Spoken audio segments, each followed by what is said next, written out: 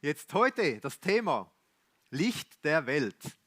Wir sind ja diese Serie unterwegs und wir wollen diese Dynamik betrachten, anschauen und uns fragen, was es mit uns zu tun hat. Diese Dynamik, die losgegangen ist, als Jesus auferstanden ist. Er ist diesen Jüngern begegnet und irgendwie hat das so eine gewaltige Dynamik ausgelöst, dass das bis heute weitergeht und nicht aufgehört hat und immer größer wird. Und wir wollen nicht nur schauen, was ist damals passiert, sondern wir wollen uns auch fragen, wie können wir ein Teil dieser Dynamik sein? Was hat das für uns zu bedeuten?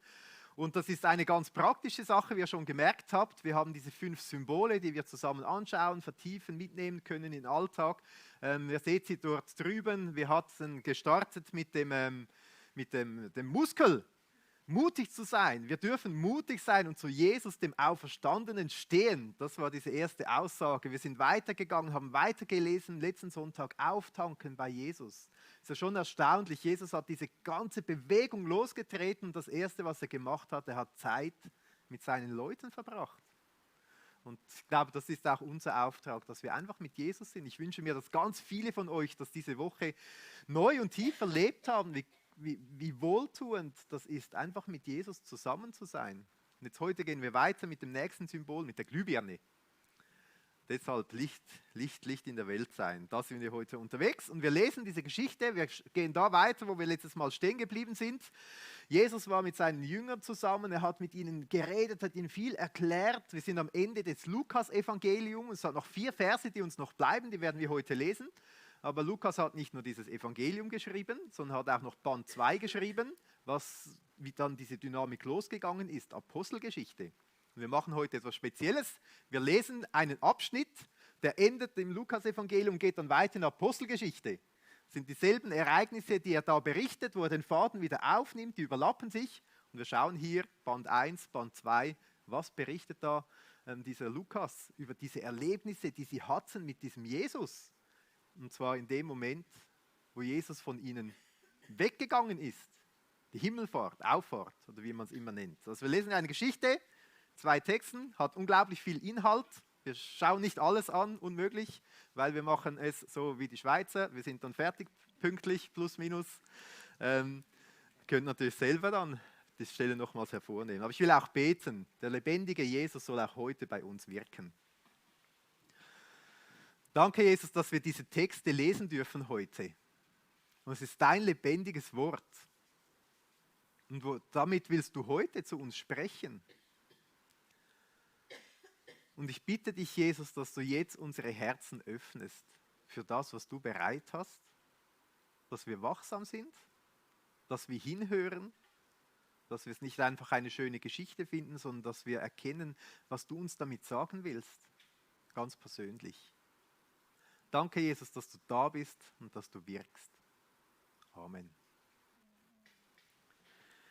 Jetzt, wie ihr euch vorstellen könnt, das Lukas-Evangelium endet mit einigen Versen, wo Lukas diese Szene beschreibt, dass Jesus gegangen ist, und startet in der Apostelgeschichte wieder mit der gleichen Szene. Und es gibt verschiedene Dinge, die kommen bei beiden Berichten kurz vor, die überlappen sich.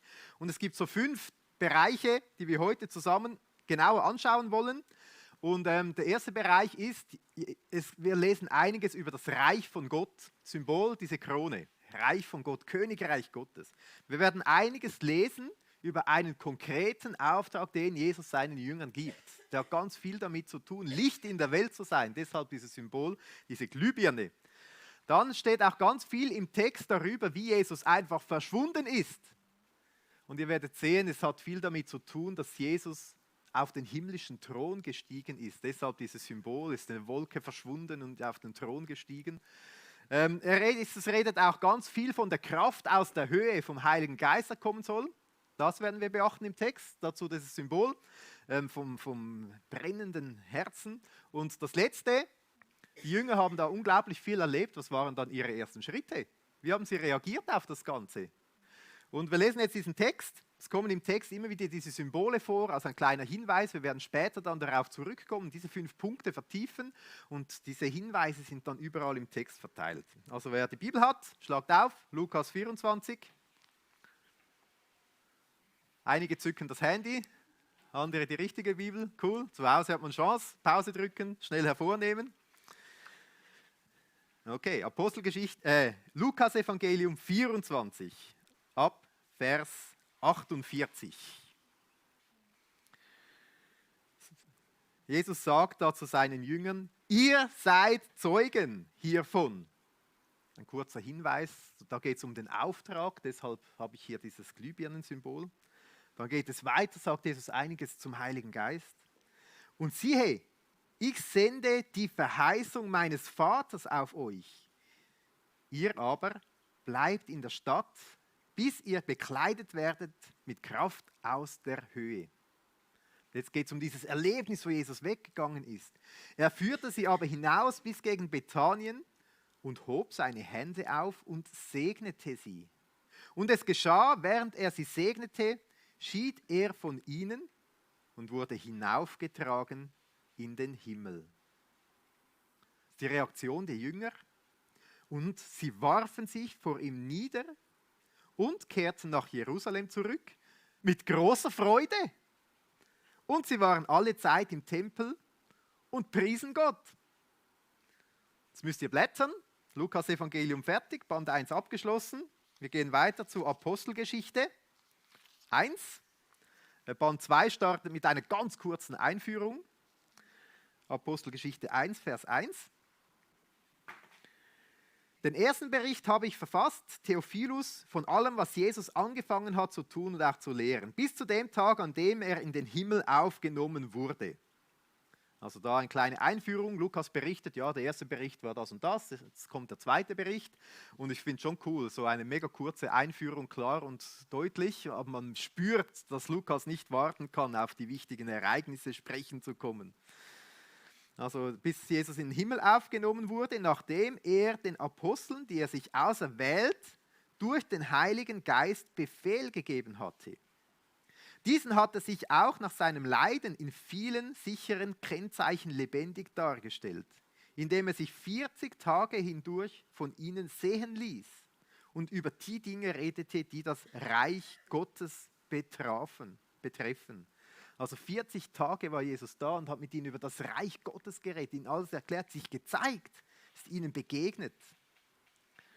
Und als er mit ihnen versammelt war, befahl er ihnen, sich nicht von Jerusalem zu entfernen, sondern auf die Verheißung des Vaters zu warten, die ihr, sagte er, von mir gehört habt. Denn Johannes taufte mit Wasser, ihr aber werdet mit dem Heiligen Geist getauft werden nach diesen wenigen Tagen. Ich kann mir schon vorstellen, in diesem Moment, die Jünger haben schon recht viel verstanden. Sie haben verstanden, Gott hat tatsächlich in den alten Schriften, im Alten Testament den Heiligen Geist verheißen. Und das bedeutet, wenn der Heilige Geist ausgegossen wird, das Reich Gottes kommt. Die Jünger hatten auch so ihre Vorstellung vom Reich Gottes, wir kommen darauf. Und sie haben sich wohl gefragt, wie soll das alles gehen? Es ist ein bisschen anders, als wir es uns vorstellen gerade. Aber sie waren mutig, haben Jesus einfach gefragt. Vers 6 lesen wir weiter. Es geht um dieses Reich von Gott. Sie nun, als sie zusammengekommen waren, fragten ihn und sagten, Herr, stellst du in dieser Zeit für Israel das Reich wieder her? Er sprach zu ihnen, es ist nicht eure Sache, Zeiten oder Zeitpunkte zu wissen, die der Vater in seiner eigenen Vollmacht festgesetzt hat. Aber ihr werdet Kraft empfangen, wenn der Heilige Geist auf euch gekommen ist. Und ihr werdet meine Zeugen sein, sowohl in Jerusalem als auch in ganz Judäa und Samaria und bis ans Ende der Erde.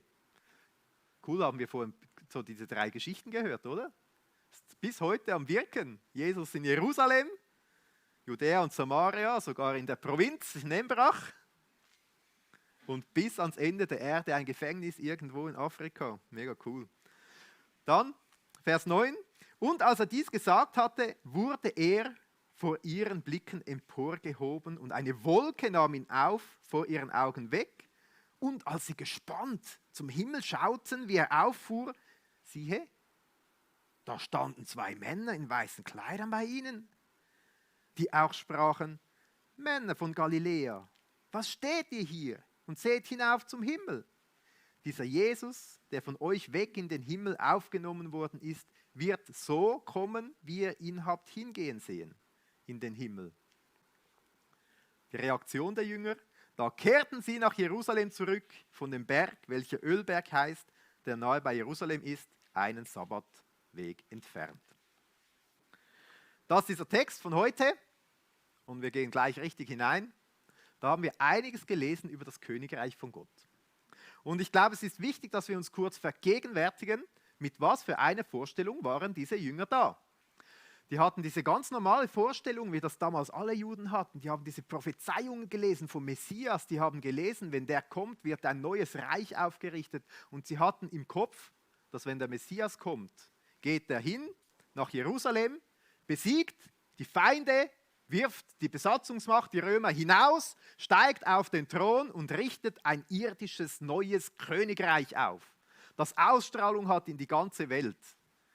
Mit Gerechtigkeit und auch mit dem Segen von Gott. Das war so ihre Vorstellung. Und viele von euch kennen diese Geschichte, oder? Wir haben das im Kopf. Da zieht Jesus kurz vor seiner Kreuzigung hinein nach Jerusalem am Palmsonntag und die Leute jubeln und feiern. Ja, der König kommt, Hosianna mit Palmwedeln und so weiter. Die denken, jetzt geht's los. Jetzt kommt er und schmeißt die Feinde hinaus und endlich sind die Römer weg und es gibt dieses neue Reich vom Messias. Irgendwie haben sie das erwartet. Und dann hängt dieser Jesus am Kreuz und ist tot. Und dann ist er auferstanden. Und die Jünger irgendwie haben wahrscheinlich einen Knopf im Kopf. Was soll das jetzt? Wie sollen wir das verstehen? Was bedeutet das alles? Irgendetwas Gewaltiges ist da im Gang, aber wir kommen nicht recht raus. Und deshalb lesen wir, wie Jesus sich Zeit genommen hat, um ihnen alles zu erklären, wie das mit diesem Königreich funktioniert. Und wir merken, irgendwie haben sie wohl verstanden, dass das Königreich von Gott tatsächlich kommt, aber ein bisschen anders, als sie gedacht haben. Und zwar viel mächtiger und größer.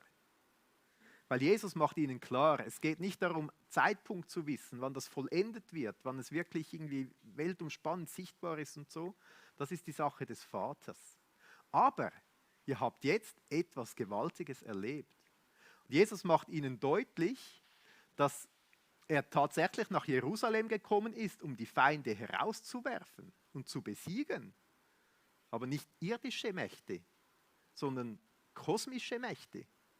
Jesus ist ans Kreuz gegangen und hat dort die größten kosmischen Feinde von Gott besiegt. Der Teufel wurde besiegt. Alles, was uns Menschen von Gott trennt, wurde besiegt. Die Sünde wurde besiegt. Der Tod sogar wurde besiegt. Jesus ist auferstanden. Er hat die Mächte wirklich hinausgeworfen und ist auferstanden und begegnet jetzt diesen Jüngern und sagt ihnen mit dem, ich bin wirklich der Messias. Und es ist aber ein Königreich, das ist noch viel größer, als ihr euch vorstellen könnt. Es umfasst den ganzen Kosmos. Und ich werde jetzt auf den Thron steigen. Und wir sind so in dieser Situation drin und wir merken, die Jünger beginnen zu begreifen, es ist tatsächlich wahr. Dieser Jesus ist nicht nur ein Mensch, sondern er hat die Feinde besiegt und ist jetzt König des Universums und wird auf den Thron steigen. Und es ist jetzt wirklich da und wahr. Aber wie gesagt, Jesus sagt ihnen, auch wenn es jetzt beginnt, dieses Königreich, es wird irgendwann später vollendet. Und die Jünger fragen sich wahrscheinlich, ja, und was sollen wir jetzt tun? Was ist unser Auftrag in dem Ganzen drin? Und da kommen wir zu diesem zweiten Symbol. Spannend, Jesus sagt, der Heilige Geist hat mich getrieben, euch diesen Befehl zu geben. Und er sagt ihnen ganz einfach, euer Auftrag in diesem Königreich von Gott, das ihr jetzt erlebt, das hier beginnt, ist, ihr werdet meine Zeugen sein. Ihr werdet meine Zeugen sein. Ihr werdet von mir erzählen, weitergeben. Und die Jünger haben sich wohl gefragt, ja, wie soll das sein, wie soll das gehen? Und zum Glück hat es ihnen Jesus klar gesagt, unser Text hat dort begonnen, hiervon werdet ihr meine Zeugen sein. Wir haben das letzten Sonntag schon gelesen, wovon denn? Wovon hiervon sollen sie die Zeugen sein? Und wir lesen diese 3 Verse nochmals, die Jesus ihnen da so klar und deutlich gesagt hat. Im Lukas 24 hat er ihnen gesagt oder ihnen die Schrift geöffnet, dann öffnete er ihnen den Sinn dafür, die Schriften zu verstehen und sprach zu ihnen, so steht geschrieben und so muss Christus leiden und am dritten Tag auferstehen aus den Toten und in seinem Namen Buße zur Vergebung der Sünden gepredigt werden, allen Nationen anfangend von Jerusalem. Ihr seid Zeugen hiervon. Genau davon sind sie Zeugen. Jesus musste leiden. Jesus musste am Kreuz sterben. Das ist eigentlich der unendliche Liebesbeweis von Gott, dass er sich selber für die Menschen aufopfert. Was für einen Gott gibt es, außer Jesus, der sein Leben gibt für die Menschen? Ihr seid aber auch meine Zeugen, dass Jesus auferstanden ist, dass er lebt, dass er der Sieger ist, dass er die kosmischen Mächte besiegt hat. Und ihr sollt in meinem Namen aufrufen zur Buße. Mit anderen Worten, ihr dürft einladen, dass Menschen heutzutage ein Teil von diesem Königreich von Gott werden können. Und da könnten die Leute ja sagen, ja gut, du erzählst jetzt das, aber wieso soll ich dir das glauben? Sagt Jesus ihnen nicht einfach irgendwie, erzählt ihr das, sondern erzählt oder zeugt davon in meinem Namen. Ihr dürft sagen, der König selbst, Jesus selbst hat gesagt, dass man es weiter sagen soll, dass man dazukommen kann, ein Teil von diesem Königreich werden. Das ist nicht die Idee von Menschen, sondern es ist die Idee vom König selbst. Davon sollen sie Zeugen sein und das sollen sie weitergeben. Und ich denke mal, wenn die Jünger das gehört haben, für sie war das damals selbstverständlich. Man hat das gekannt, oder? Wenn ein römischer neuer Kaiser gekommen war, hat er die Macht ergriffen und dann sind auch so Herolde losgegangen, bis in Spitzen von Spanien und Kleinasien und Ägypten so quasi bis ans Ende der Welt sind die gegangen und haben gesagt, Leute, es gibt einen neuen Kaiser, der sitzt jetzt auf dem Thron und bitte ergebt euch ihm, unterordnet euch. Und ich habe in der Vorbereitung gelesen von einem Historiker, er sagt, dass das damals für die Menschen meistens eine gute Botschaft war. Weil selbst wenn der Kaiser oder so, die Anarchie nicht so perfekt war, wussten sie, dass Chaos noch viel schlimmer war. Also ich denke, die Jünger, als sie diese Idee gehört haben, da haben wir einen neuen König vom ganzen Universum, den Feind besiegt hat, der den Thron besteigt. Und wir sind seine Zeugen und sollen das erzählen bis ans Ende der Welt. Und die Leute rufen, das ist eigentlich mit Buße gemeint, die Leute sagen, ergebt euch ihm, ordnet euch diesem himmlischen König unter und nicht irgendwelchen weltlichen Königen, Göttern, was auch immer. Kehrt weg von diesen weltlichen Dingen, kehrt euch hin zum himmlischen König. Dann konnten sie ganz gut nachvollziehen, was das bedeutet und wie das funktionieren soll. Also, die Jünger haben wohl verstanden, das Reich Gottes ist ein bisschen anders, als wir es uns gedacht haben. Es ist noch viel größer und mächtiger. Wir haben es jetzt live miterlebt und diese Botschaft müssen die Menschen ja hören, sonst können sie sich diesem König gar nicht unterordnen. Jetzt habe ich eine kleine Umfrage. Seid ihr bereit? Wer ist heute hier und würde sagen, ich ordne mich diesem König Jesus unter. Ich gehöre zum Königreich von Gott. Da sehe ich viele Hände. Einige müssen vielleicht studieren oder so. Ist auch okay. Spannend, oder? Das heißt, wir haben hier ganz viel Reich von Gott. Königreich von Gott. Menschen, die sagen, mein König ist dieser Jesus. Da ist das Königreich von Gott gegenwärtig in dieser Welt.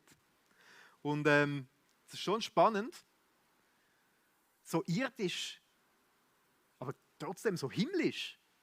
Und die Jünger haben das ja erlebt, wie dieser Übergang, diese Thronbesteigung funktioniert. Es ist so eine spannende Situation. Vielleicht müssen wir uns diese vergegenwärtigen. Wir gehen weiter zu diesem eigenartigen Erlebnis, das die Jünger da hatten. Sie waren mit Jesus zusammen, 40 Tage mit dem Auferstandenen. Es muss eine ganz spezielle Zeit gewesen sein. Er führt sie hinaus an den Ölberg, Richtung Bethanien. Sie sind da irgendwo in dieser Landschaft auf diesem Berg. Jesus spricht zu ihnen und dann heißt er, ist plötzlich einfach verschwunden, weggegangen. Je nachdem, wie wir es lesen, hinaufgetragen wurden zum Himmel. Und da ist ja nicht gemeint irgendwie dieser Himmel, den man sieht. Irgendwie ist jetzt Jesus irgendwo im Weltall und mit der Rakete kann man herumfliegen und suchen, wo er hingegangen sein könnte. Sondern es ist der Himmel von Gott gemeint. Der Ort, wo Gott ist, die Dimension von Gott. Also Jesus ist in diesem Moment von der irdischen Dimension in die himmlische Dimension hinübergetreten. Man könnte sagen, für einen ganzen kurzen Moment haben diese Jünger diese Überlappung vom göttlichen Himmel und der irdischen Erde miterlebt, wie Jesus eigentlich den Bereich gewechselt hat. Wir haben gelesen auch das Wort, er wurde emporgehoben. Das ist für mich so ein Ausdruck, wie man sich vorstellen kann, dass er den Thron besteigt, hinaufgeht, hinaufgehoben wird, seine Thronbesteigung. Wir haben gelesen, dass Jesus von einer Wolke aufgenommen wird. Die Wolke war immer ein Zeichen oder ein Aufkommen, um die Herrlichkeit Gottes zu verbergen. Wir lesen von dem Volk Israel in der Wüste am Sinai, und da war die Wolke, die die Herrlichkeit Gottes wie verhüllte. Wir lesen vom Berg der Verklärung, wo Jesus mit seinen Jüngern war, und die Wolke verhüllte die Herrlichkeit Gottes. Und jetzt haben wir diesen Jesus, der in der Wolke drin verschwindet. Mit anderen Worten, Jesus ist in diesen Herrlichkeitsbereich von Gott hineingegangen, in den Himmel hineingekommen. Wir lesen im Hebräer 4,14, dass Jesus in diesem Moment durch die Himmel hindurchgeschritten ist oder hindurchgegangen ist. Und ich könnte mir wirklich so vorstellen, oder? Für die Jünger war das so, jetzt ist er einfach weg. Aber wenn ein neuer König auf den Thron geht, dann ist das doch meistens ein Triumphzug. Das lesen wir in Hebräer 4, dass Jesus durch die Himmel geschritten ist. Vielleicht ist das dieser Triumphzug. Jesus hat die Feinde besiegt, geht vom einen Bereich zum nächsten auf dem Weg auf seinen Thron, und die himmlischen Heerscharen und Wesen jubeln ihm zu und sagen, er kommt, er hat gesiegt, er hat den Triumph, er kommt auf den Thron und er ist würdig dazu. Er hat die Macht, er ist der rechtmäßige Thronbesteiger. Wir lesen im Markus-Evangelium, dass Jesus hingegangen ist und sich zur Rechten vom Vater hingesetzt hat auf den Thron. Das ist die Position, die Jesus hat. Und was macht er da? Er setzt sich für uns ein, der König des Universums. Also eine ganz kurze Szene mit den Jüngern, so unscheinbar Jesus verschwindet, und ich denke mir manchmal, eigentlich ist das größte Fest. Derjenige, der die kosmischen Feinde besiegt hat, besteigt den Thron. Das Königreich von Gott ist angebrochen. Ist noch nicht vollendet, hat noch nicht überall durchgebracht, aber wir haben vorher gesehen, ist auch hier mächtig unter uns. Die Jünger haben erlebt, Jesus ist zum Thron gegangen. Und jetzt denken sie vielleicht, okay, wir haben verstanden, das Reich von Gott ist ja da. Das Reich von Gott ist mächtiger, als wir es uns gedacht haben, aber wir sollen Zeugen hiervon sein? Ausgerechnet wir? Wenn ihr diese Geschichte im Kopf habt, die Jünger waren ja recht verwirrt, sind abgehaut, hatten Angst, haben sich versteckt. Ausgerechnet diese, Waschlappen ist jetzt auch übertrieben, oder? Aber Jesus hat sie ausgesucht. Aber wie soll das gehen? Vielleicht haben sie sich das selber gefragt. Wie können wir das? Die Leute denken wahrscheinlich, wir haben einen Vogel. Deshalb hat Jesus ihnen gesagt, ihr macht das bitte nicht. Macht ja nicht zu viel, geht einfach mal nach Jerusalem und wartet mal dort.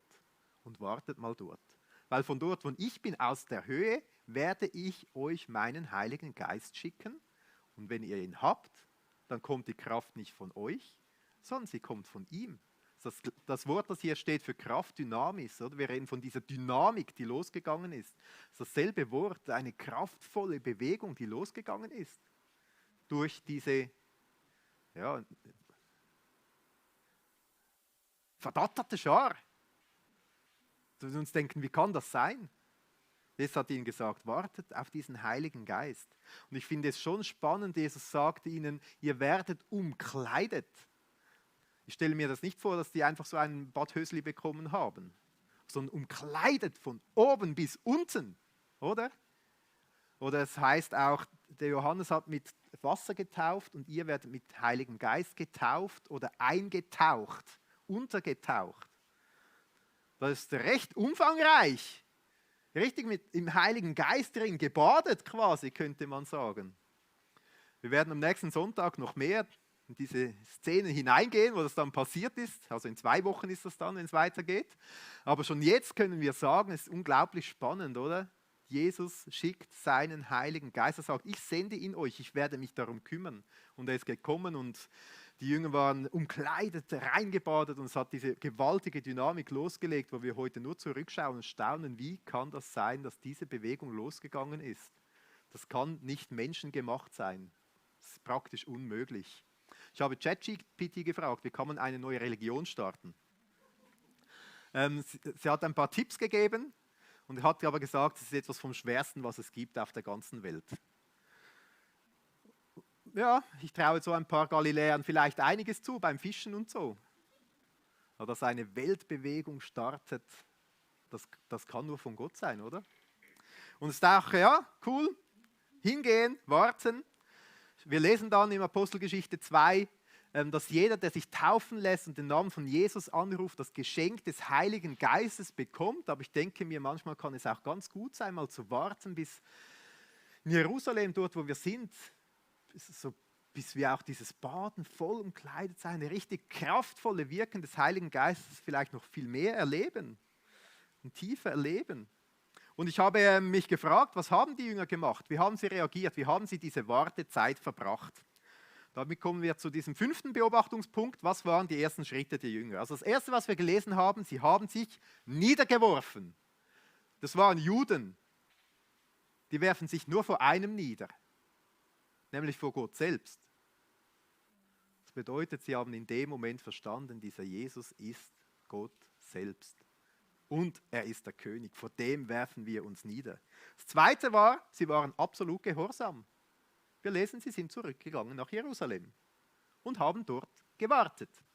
Aber diese Wartezeit haben sie nicht verbracht mit Fernsehschauen und irgendwie Döner essen, sondern wir lesen, sie sind in den Tempel gegangen, haben Gott gepriesen und wir lesen auch an einer anderen Stelle, dass sie im Obergemach sich immer wieder versammelt haben und zusammen gebetet haben. Die Jünger, die Apostel und die Frauen. Das heißt, diese Wartezeit haben sie mit Worship und Gebet verbracht. Also wenn wir denken, wir wollen irgendwie warten auf eine spezielle Ausgießung vom Heiligen Geist oder so, dann wäre die Wartezeit vielleicht auch geprägt mit Worship und intensivem Gebet. Und etwas anderes, was auch passiert ist, es ist geschrieben, dass sie von großer Freude erfüllt waren.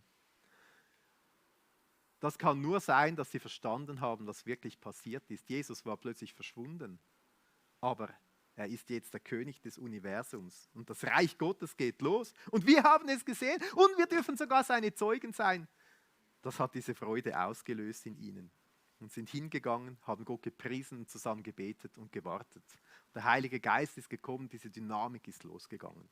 Jetzt möchten wir wie immer ganz praktisch werden.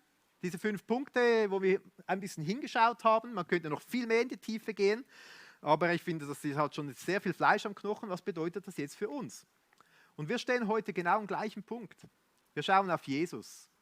Er ist auf dem Thron nicht irgendeiner Weltstadt, sondern des Universums, des ganzen Kosmos. Er hat die kosmischen Feinde besiegt. Bis heute. Das ändert sich nicht mehr. Und er sitzt auf dem Thron und sein Reich ist angebrochen. Es ist jetzt hier mitten unter uns. Diese Dynamik geht weiter. Es ist noch nicht vollendet, aber es ist ganz vielen Orten und Enden spürbar. In Jerusalem, in der Provinz und bis ans Ende der Welt. Und dieser Auftrag, den Jesus den Jüngern gegeben hat, auch der ist heute genauso gleich aktiv wie damals. Ihr seid Zeugen hiervon. Wir sind hier. Viele von euch können wahrscheinlich bestätigen, ich habe diesen Jesus erkannt. Ich habe gemerkt, wer er ist, dass er Mensch war, dass er Gott ist und dass er der König des Universums ist. Viele von euch können sagen, ich habe mich entschieden, dass ich zu diesem Königreich von Jesus gehören will. Nicht mehr zu irgendeinem irdischen Reich oder meinem Ego-Reich oder was auch immer. Und sagen, er ist auch mein persönlicher König. Und hiervon können wir Zeugen sein. Wir haben diesen auferstandenen Jesus auch erlebt und können bezeugen, was er getan hat. Nach wie vor ist Jesus nicht gekommen. Die Engel haben gesagt, Gott weiß, wann er kommt. Er hat es bestimmt. Er hat ihnen aber auch gesagt, wichtig ist nicht, dass ihr wisst, wann er kommt, sondern was zu tun ist, bis er kommt. Da sind wir genau drin. Jesus hat ihnen gesagt, wartet, bis der Heilige Geist dann ausgegossen wird. Und er ist ausgegossen worden. Und jeder, der den Namen des Herrn anrufen wird und sich taufen lässt auf den Namen von Jesus, hat den Heiligen Geist in seinem Leben, in seinem Herzen. Wir dürfen damit rechnen, dass er in uns und durch uns wirkt. Und ich weiß nicht, wie du dir vorkommst. Vielleicht bist du ein geistlicher Superheld. Ich komme mir manchmal mehr wie ein geistlicher Waschlappen vor. Und diese will er brauchen.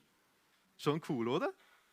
Und die Reaktion der Jünger sind hingegangen und waren gehorsam. Das ist unsere Entscheidung, ob wir auch hingehen und gehorsam sind oder ob wir lieber unsere eigenen Wege trotzdem gehen wollen. Und deshalb möchte ich dir heute dieses Symbol mitgeben, diese Glühbirne. Unser Auftrag ist es nach wie vor, Zeugen für Jesus zu sein und so Licht in die Welt zu bringen. Vielleicht denkst du jetzt, ja, das fällt mir manchmal schwer, ich habe Angst.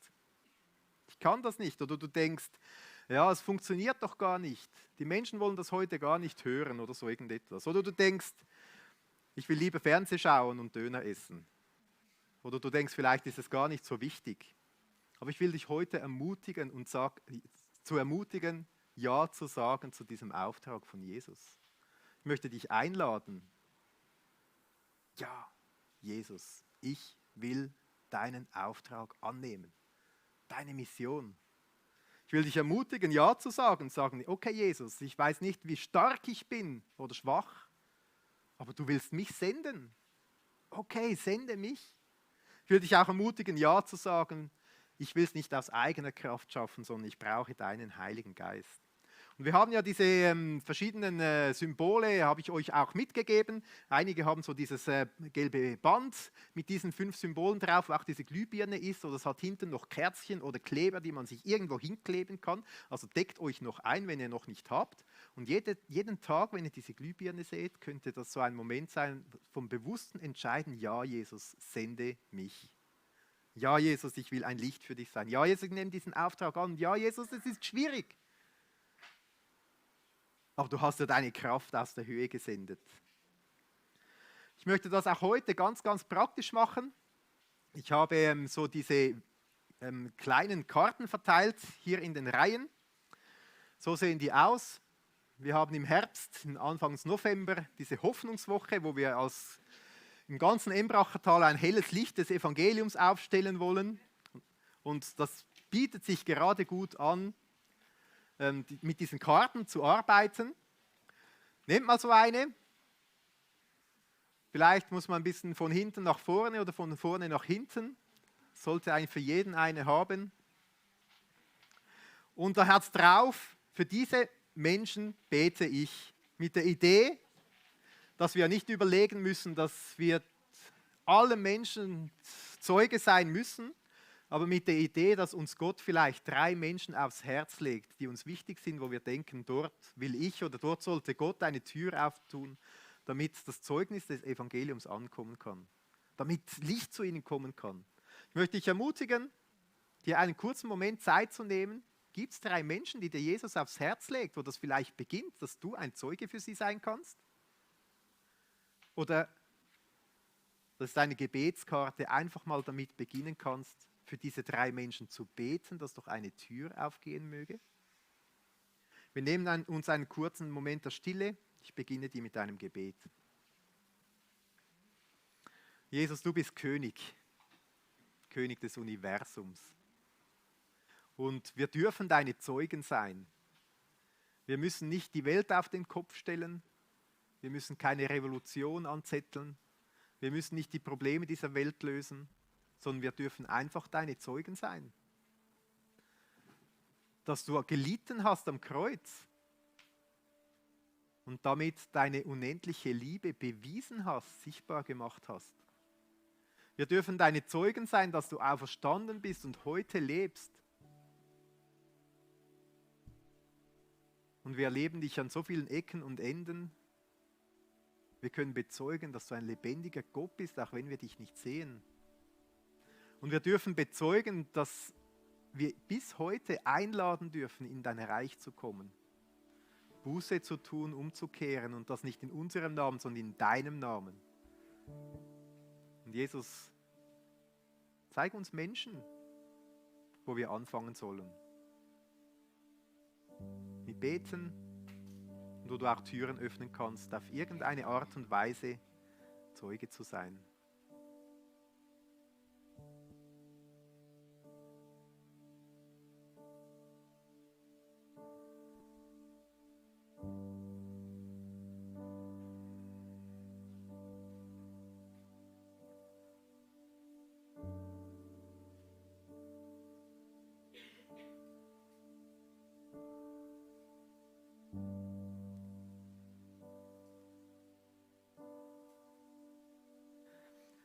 Vielleicht kommt dir jemand in den Sinn von der Arbeit, aus der Nachbarschaft, aus der eigenen Familie, der Jesus noch nicht persönlich kennengelernt hat. Dann schreib es einfach auf. Man muss nicht so lange überlegen. Man kann ja einfach beginnen einmal mit Beten.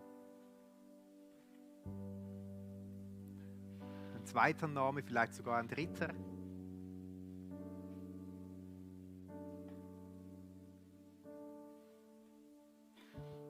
Und wenn du diese Woche sagst, ja, ich will Jesus deine Sendung annehmen, dann bete für diese 3 Leute.